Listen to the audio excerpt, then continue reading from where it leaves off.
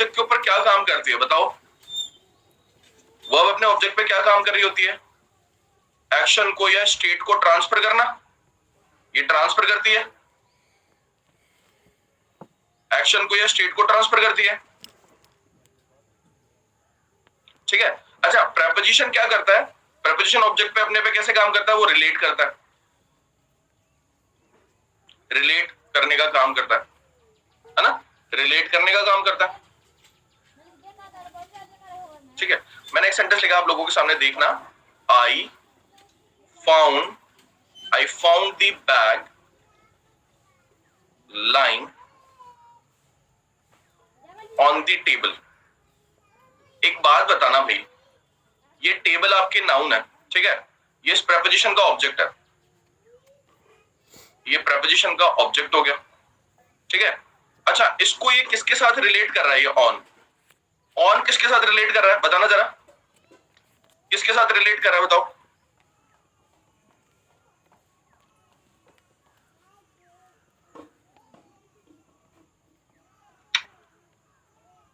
नहीं, बैग को फाउंड किया ना, पोजीशन देखो ना, लाइंग के साथ कर रहा है सब आपके, लाइंग ऑन द टेबल, ठीक है। लाइंग ऑन द टेबल मतलब लाइंग मतलब टेबल पे क्या, बैग जो है वो कहां पे लाई कर रखा था? वो टेबल पे लाइंग था ना, टेबल पे पड़ा हुआ था ना। सो यहाँ पे इसको रिलेट कर रहा है इसके साथ में, है ना, ठीक है।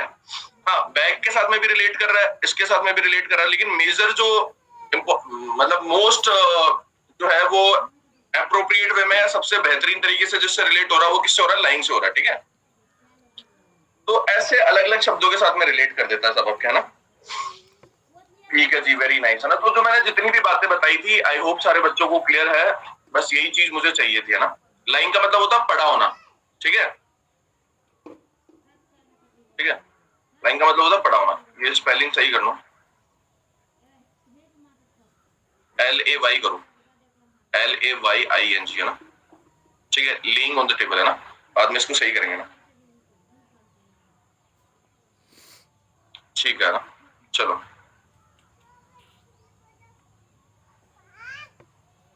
आगे बढ़ते हैं, आगे बढ़ते हैं। ये क्या लिख रखा है? Instagram, that is why, okay whatever it is, चलो देखेंगे, है ना। थैंक यू, है ना। चलो आगे बढ़ते हैं ना। अब देखो बच्चों, मैं आप लोगों को एक इंपॉर्टेंट चीज बताना चाह रहा हूँ, है ना। अब यहाँ पे ध्यान से सीखेंगे ना। ईडियम और वन वर्ड डाल दिया मैंने।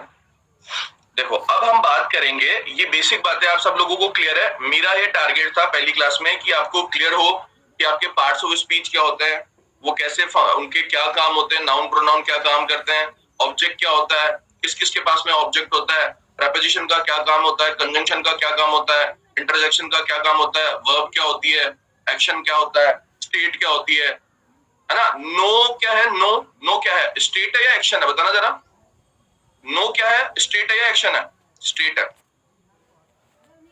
वेरी गुड, है ना। अच्छा, लव क्या है? लव किसी को लाइक करना, किसी को लव करना, किसी को रिमेम्बर करना, याद करना, ये सब क्या स्टेट होती है। लेकिन प्ले करना, खेलना, जो है बेसिकली किसी को किल कर देना, राइट, किसी को थप्पड़ मार देना, थप्पड़ मारना क्या है भाई साहब आपके? ये सब क्या है? एक्शन है, ये सब आपके एक्शन होते हैं, ठीक है। एक्शन और स्टेट के बीच में अंतर समझ आया आप सब लोगों को? Very nice, very nice, very nice, ठीक है। अभी हम बात कर रहे हैं बच्चों आपके इन्फ्लेक्शन के ऊपर, है ना, ठीक है। इन्फ्लेक्शन के ऊपर हम बात करेंगे।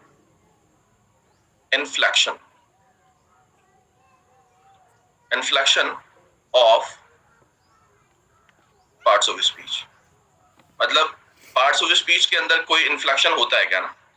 अब यहां पर हम पहले इन्फ्लेक्शन के ऊपर बात कर लेते हैं कि इन्फ्लेक्शन चीज क्या होती है ना, ठीक है।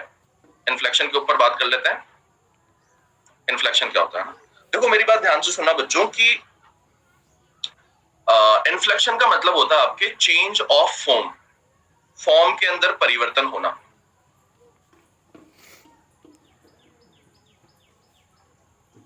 ठीक है। लेइंग इन द बेड हो गया, ऑन द बेड, ये अपन पढ़ेंगे अनुज, इसको अपन पढ़ेंगे, अभी टाइम नहीं है इन सब चीजों का। तो अभी मैं जो पढ़ा रहा हूँ उसको पढ़ दो, चलो ये सब चीजें आ जाएगी बार, है ना। तो पढ़ेंगे। लाए और ले के बीच में डिफरेंस है वो मैं आप लोगों को बताऊंगा, है ना। लाए जो है वो आपके दोनों में डिफरेंस होता है, एक ट्रांजिटिव वर्ब होती है, इंट्रांजिटिव वर्ब होती है। ले आपके ट्रांजिटिव है और लाई जो है वो इंट्रांजिटिव है। ये सारी बातें, लाई और ले में क्या डिफरेंस होता है, ट्रांजिटिविटी, इंट्रांजिटिविटी, इनका रूल क्या होता है इंग्लिश लैंग्वेज में, दोनों के बीच में डिफरेंस क्या होता है, मीनिंग का क्या डिफरेंस होता है, सब कवर करेंगे अपन। जस्ट अभी मैं पढ़ा रहा हूँ, उस पर फोकस करो, ठीक है। अब इन्फ्लेक्शन का मतलब होता है बच्चों आपके, इन्फ्लेक्शन का मतलब होता है चेंज ऑफ फॉर्म, फॉर्म के अंदर परिवर्तन होना, change of form, change of form. Actually क्या होता है बच्चों, पार्ट्स ऑफ स्पीच जो होता है ना, उनके पास में कुछ एट्रीब्यूट्स होते हैं, ठीक है। एट्रीब्यूट्स से मेरा मतलब होता है साहब उनके पास में कुछ गुण होते हैं, ठीक है।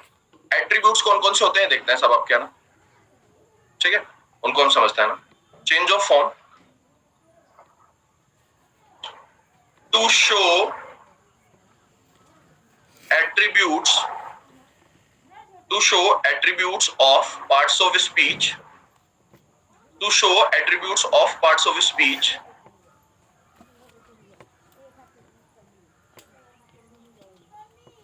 we require inflection। हमें किसकी आवश्यकता होती है, इन्फ्लेक्शन की आवश्यकता होती है, ठीक है। पार्ट्स ऑफ स्पीच के, मैं क्या बोल रहा हूं आप लोगों को, पार्ट्स ऑफ स्पीच जो होते हैं ना, उनके पास में एट्रीब्यूट्स होते हैं, ठीक है। और उन एट्रीब्यूट्स को शो करने के लिए, ठीक है, यार ये मत करो यार, ये बंद कर रहा हूं यार, तुम्हारा चैन नहीं है, ठीक है। ये सब चीजें मत, ये बीच बीच में तरुण और ये सवाल वाल क्वेश्चन मत डाला करो ना, मेरे को डिस्टर्बेंस होता है बेटा ना। और ये जैसे अब तुम्हारा आ गया ना, गलती से मेरा इस पे क्लिक हो गया क्वेश्चन पे और ये गायब भी नहीं होता ना, तो ये थोड़ा सा ध्यान रखा करो ना, ये क्वेश्चन ऐसे बीच बीच में मत डालो, है ना।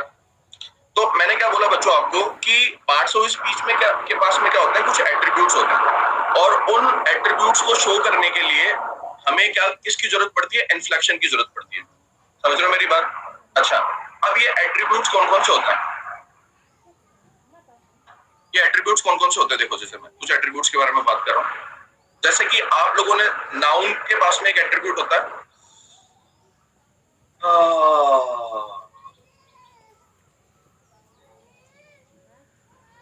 स्वर्णिम Sharma sir, parts of speech क्या, पार्ट्स ऑफ स्पीच जो बेटा एक जादुई बैल था, एक बैल हुआ करता था जादुई, वो जादुई बैल जो था ना वो उड़ता था गाय को अपने सर पे बिठा करके, ठीक है।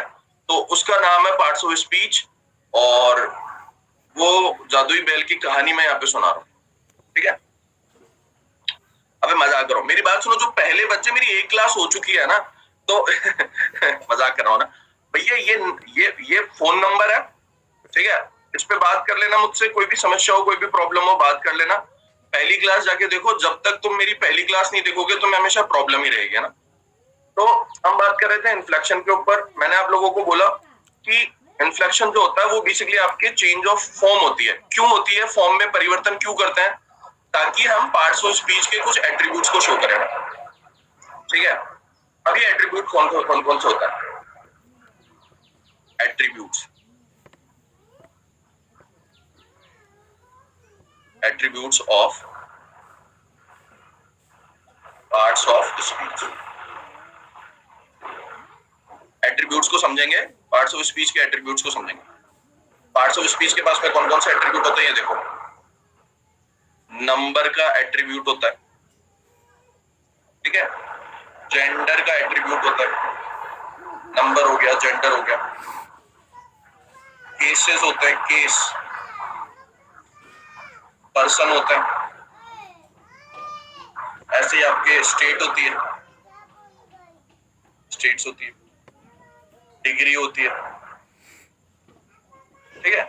ये कुछ एट्रीब्यूट मैंने लिखे हैं ना, ये सारे एट्रीब्यूट किसके पास में होते हैं, पार्ट्स ऑफ स्पीच में होते हैं ना। साउंड में कुछ प्रॉब्लम हो रही है, वो इससे हो रही है क्योंकि मेरे ऊपर काम चल रहा है, तो थोड़ा बहुत बियर करो ना, ठीक है। हाँ जी, है ना, अभी ठीक है, अभी ठीक है ना, हाँ जी।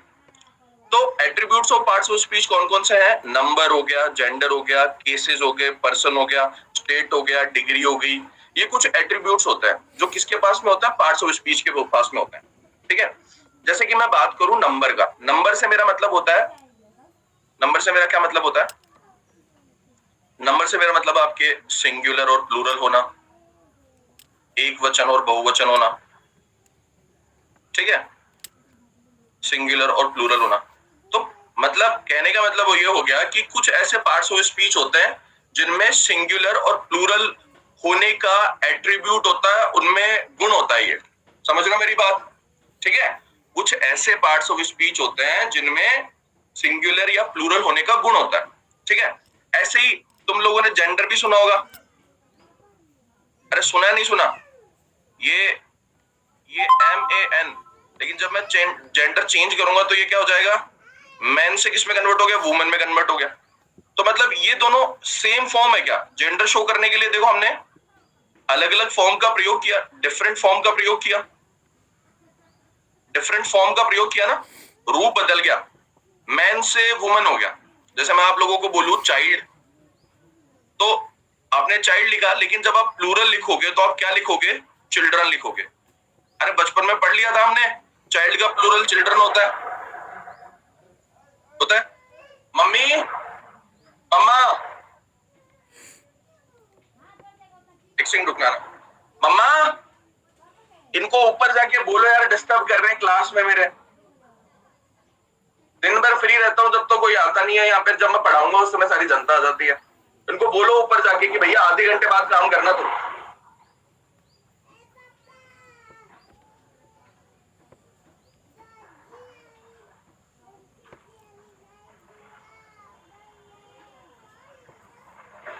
मम्मा जाओ प्लीज, जाओ जल्दी से, जाओ जाओ जाओ, ठीक है। तो जेंडर होने का गुण होता है ना, चलो है ना, अच्छा है ना। ऐसे ही अगर मैंने आप लोगों के सामने एक और गुण लिखा था, मैंने क्या लिखा? केस। केस का मतलब होता है रूप, है ना। तो प्रोनाउन का रूप आपने देखा है क्या? जैसे मैं एक प्रोनाउन लू आई, आई आपके प्रोनाउन है, और ये कौन सा रूप है? ये सब्जेक्ट में इस्तेमाल होने वाला रूप है, यानी कि ये कौन सा केस है? सब्जेक्ट केस है, ठीक है। अगर हम इसे ऑब्जेक्ट में लिखेंगे तो हमने क्या लिख दिया? ऑब्जेक्ट केस में हम इसे मी लिखेंगे, राइट। ये केस हो गया, है ना। पर्सन भी होते हैं आपके, फर्स्ट पर्सन। फर्स्ट पर्सन में आपने आई या वी का प्रयोग करा, सेकंड पर्सन में आपको यू का प्रयोग करना होता है। ये पर्सन हो गए, होते हैं ना ये गुण। फर्स्ट पर्सन, ये सेकंड पर्सन, ठीक है। ऐसे ही आपकी डिग्री होती है।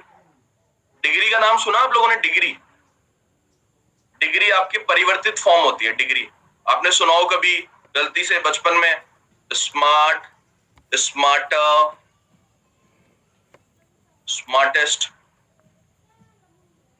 डिग्री किसकी होती है बताओ? ये डिग्री का एट्रीब्यूट किस किस के पास में होता है? ये डिग्री का एट्रीब्यूट किसके पास में होता है? एडजेक्टिव के पास में होता है या एडवर्ब के पास में होता है? आपके ऑप्शन है, पहला एडजेक्टिव, दूसरा है एडवर्ब। डिग्री का एट्रीब्यूट किसके पास में होता है? ए और बी। देखिए आंसर करना, आंसर करो।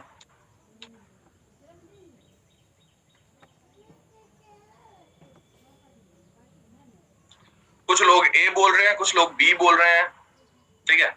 अच्छा, अब ये सब चीजें तुम्हारी क्लियर होना जरूरी है ना। अब देखो तुम में से 82% को यही नहीं पता कि एडजेक्टिव और एडवर्ब दोनों के पास में डिग्री का गुण होता है, राइट। मतलब एडजेक्टिव के पास में भी होता है और एडवर्ब के पास में भी होता है। आत्मा सी बोल रही है, दोनों के पास में होता है ना, ठीक है। Both is the right answer. C option, third option अगर बोथ होता ना तो वो सही आंसर होता, ठीक है। एडजेक्टिव भी डिग्री दिखा सकता है और एडवर्ब भी आपकी डिग्री दिखा सकता है ना, ठीक है। अब आगे हम ये सब चीजें पढ़ेंगे, है ना। आगे हम सीधे ये सब चीजें पढ़ेंगे ना, जैसे कि आगे हम एग्जाम्पल पढ़ेंगे ना, तो आप लोगों को क्लियर होगा ये सब चीजें ना। जैसे एक एग्जाम्पल सेंटेंस लिख रहा हूं, Ram is smarter than Shyam. इस सेंटेंस को देखो, यहां पर आपकी तुलना हो रही है किस किस के बीच में? राम और श्याम के बीच में। राम और श्याम के बीच में तुलना हो रही है, और किस चीज की तुलना हो रही है कि दोनों में से स्मार्ट कौन है ज्यादा? मतलब स्मार्टर जो है वो आपके एडजेक्टिव है ना? कौन सी डिग्री का? कंपैरेटिव डिग्री का, है ना? ठीक है, इनको अपन आगे पढ़ेंगे डिटेल में, है ना? ध्यान रखना इस बात का ना। तो यहाँ पे तुलना किसके बीच में हो रही है? दो नाउन्स के बीच में हो रही है, दो नाउन्स के बीच में हो रही है। ठीक है, अच्छा, अब मैंने सेंटेंस लिखा, Ram works smarter than Shyam. तो पहले तो मुझे ये बताओ कि सेंटेंस आपके सही है या गलत है? हाँ जी,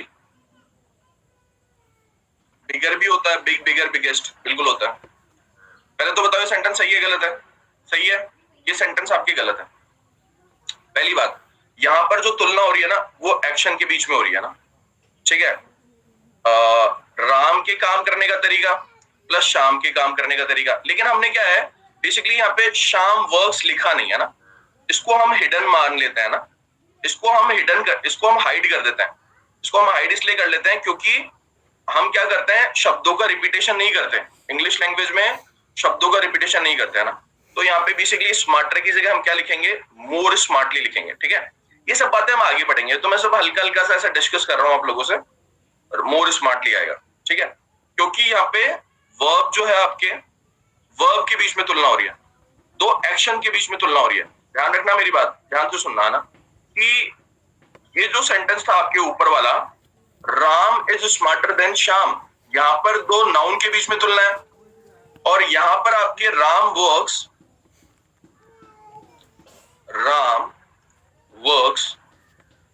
मोर स्मार्टली देन श्याम वर्क्स। ठीक है, अब इसको हम क्या कर देते हैं, इसको हाइड कर देते हैं ना, इतना ही लिखते हैं, इसको हाइड कर देते हैं, लिखने की जरूरत नहीं है ना। तो यहां पर जो है वो कंपैरिजन किसके हो रहा है, बीच में हो रहा है, राम के काम, राम का काम, और दूसरा श्याम का काम, काम या कार्य।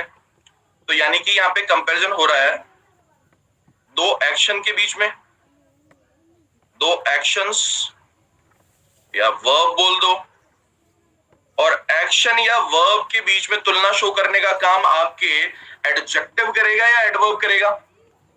दो एक्शन या दो एडवर्ब के बीच, दो एक्शन के बीच में तुलना करने का काम आपके एडजेक्टिव करेगा, एडवर्ब करेगा? एडवर्ब करेगा। तो हमें यहाँ पे मोर स्मार्टली लिखना पड़ेगा। ठीक है, ये तो मैंने ऊपर ऊपर से डिस्कशन करा है, इतना इसमें परेशान मत होना ना।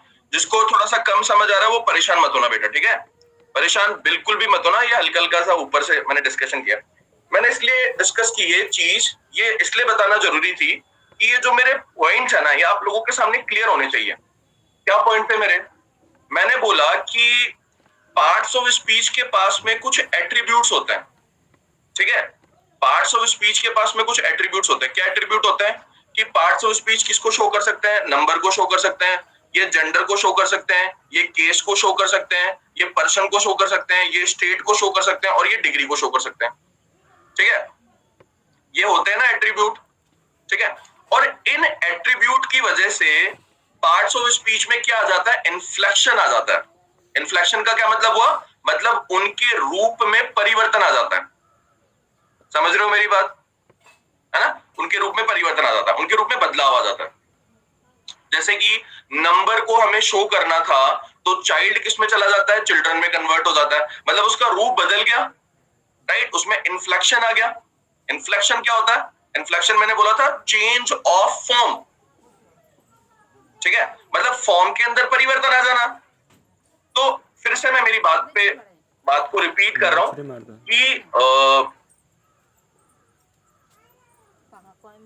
ठीक है, बता देंगे पार्थ, बता देंगे बेटा ना।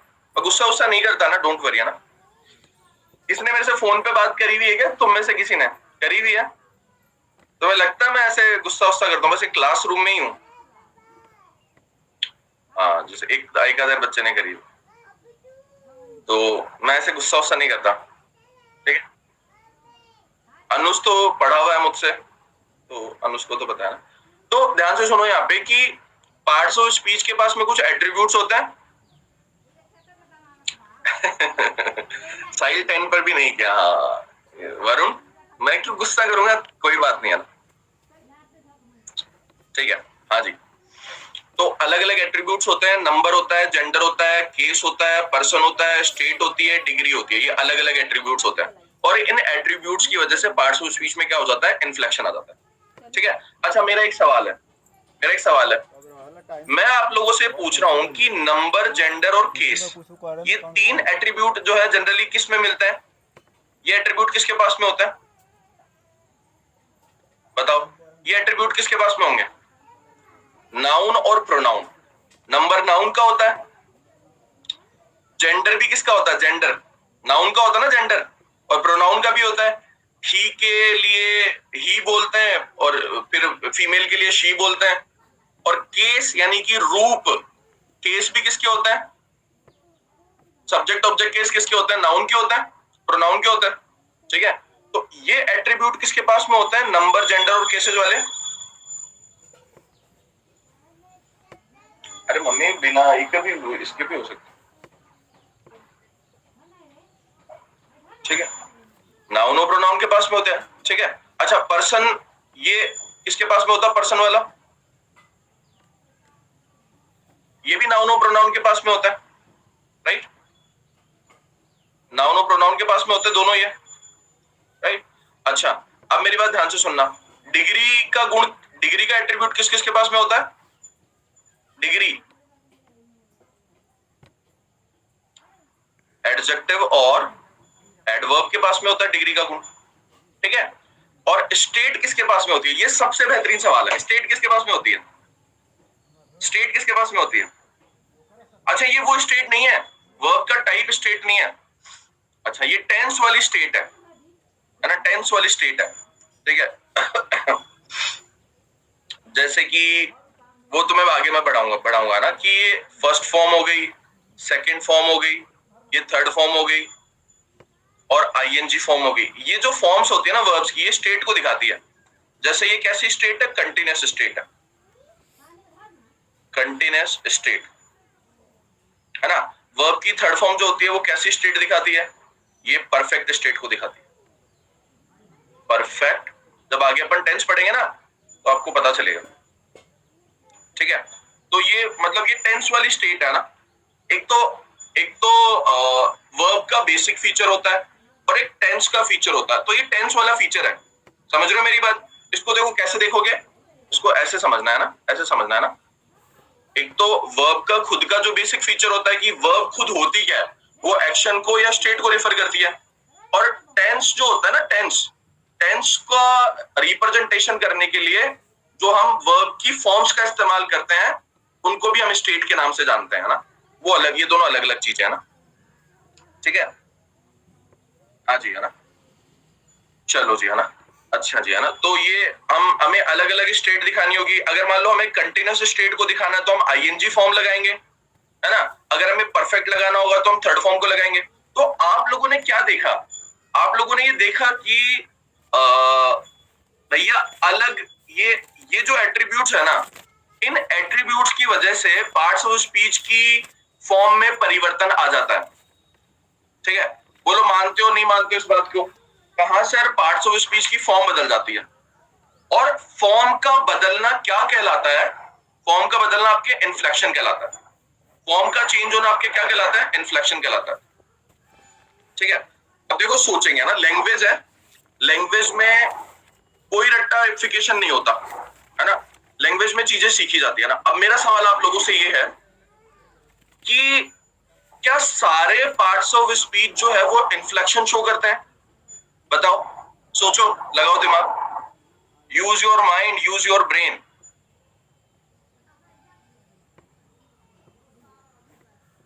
सबके पास होते हैं क्या? अच्छा एक बात बताओ, प्रेपोजिशन का कोई नंबर होता है क्या? प्रेपोजिशन को तुम सिंगुलर या प्लूरल में बांट सकते हो? प्रेपोजिशन को बांट सकते हो? प्रेपोजिशन का जेंडर होता है क्या? प्रेपोजिशन का जेंडर होता है क्या? नहीं होता। प्रेपोजिशन के केसेस होते हैं क्या? सब्जेक्ट ऑब्जेक्ट केस होते हैं क्या? नहीं होते। अच्छा पर्सन होता है उसमें, first person, second person, third person? नहीं होता। कोई उसमें स्टेट होती है प्रेपोजिशन में? नहीं होती। कोई डिग्री होती है उसमें? नहीं होती। सो कहने का मतलब पार्ट्स ऑफ स्पीच की बात हो रही है, वो आर्टिकल्स डिटर्मिनर की कैटेगरी में आता है, ठीक है। तो कहने का मतलब ये है कि हम वापस हमारी पुरानी चीज में जा रहे हैं। Inflection of parts of speech, inflection होता क्या है? इन्फ्लेक्शन जो होता है वो चेंज ऑफ फॉर्म होती है। क्या करने के लिए चेंज ऑफ फॉर्म होती है? To show attributes of parts of speech we require inflection, ठीक है। चेंज ऑफ फॉर्म होती है। अब पर्सन तो नंबर में आ जाएगा। कैसे आ जाएगा? नंबर में कैसे आएगा पर्सन? पर्सन का मतलब होता है कौन बोल रहा है, कौन सुन रहा है, किसके बारे में बात हो रही है, उसका नंबर से क्या लेना देना है यार, है? थर्ड पर्सन में ही आता है जो कि सिंगुलर होता है, और दे आता है जो कि प्लूरल होता है। नंबर में और पर्सन में रात दिन का अंतर होता है, ठीक है। समझ रहे हो मेरी बात?